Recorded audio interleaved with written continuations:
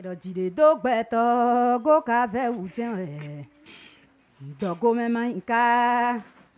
o mo nu je utu ton ka mo de je ko ton ma ise me do eno mo me ko me jide do gbeto go ve ulo do go me manka ne o mo nu je utu ton ka mo de je ko ton ma ise me do eno mo me ko me Esano malo alokwe mano kupone Sinzan ejen gbeto no zan Domengo Eindo kawe imbo nindo Ikano hunde obobo do We mana mono vitu ede sulo bohwa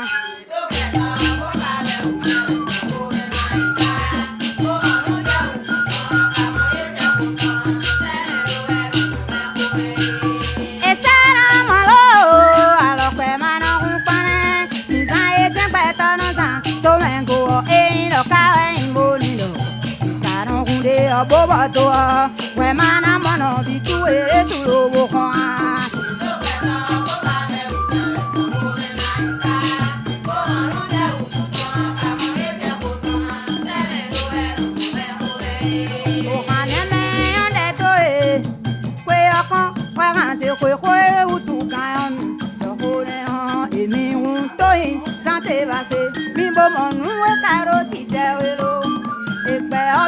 Emi mo ma ofi desuro no tan we bono desura di tan we mi mo mo we ka yo di je we a no fi no ka e me we emi desuro emi mo ma aso kwe de o me ko ri ko kano na so kwe o eje kanando ya tuwe eje kanani ya tuwe global oso kwenwe pero kwemero nyona tuwe choni gbata dagbe tuwe chojena le mi bo mo nuwe ka lo jije we bo egbe tono wa emi bo ma aso tuwe wa woka wa we iwa aso kaka lobo ko kaka tuwe wa kwesiyan ne kono lo me ko me bo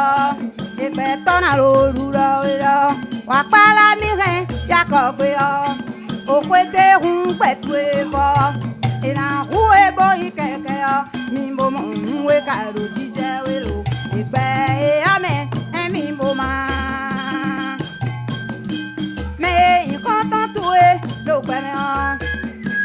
ejena ja si tuwe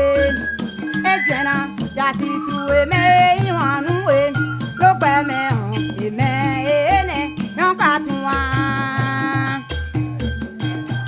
emano eme ko me ono iso aiwado o wewe la kala ko me bakala no so fofo tie emano eme ko me ono iso aiwado o wewe la kala ko me bakala no so fofo tie o ko ni ko le ja ko che me no wili da ni beto o nle ja ite me nkano wili da ni beto e we fone to pare li mo he alo mo ku to che ba npere e mano e me ko me o no iso ai wa ra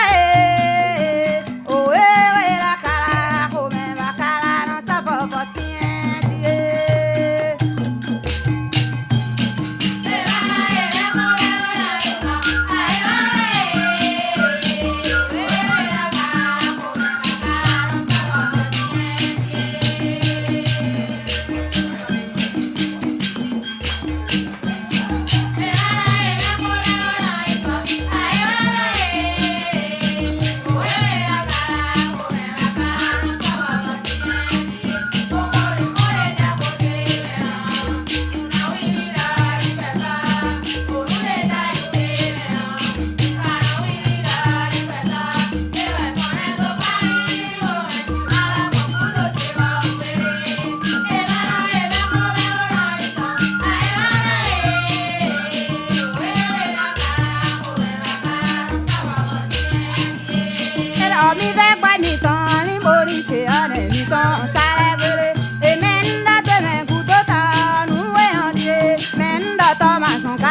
tata.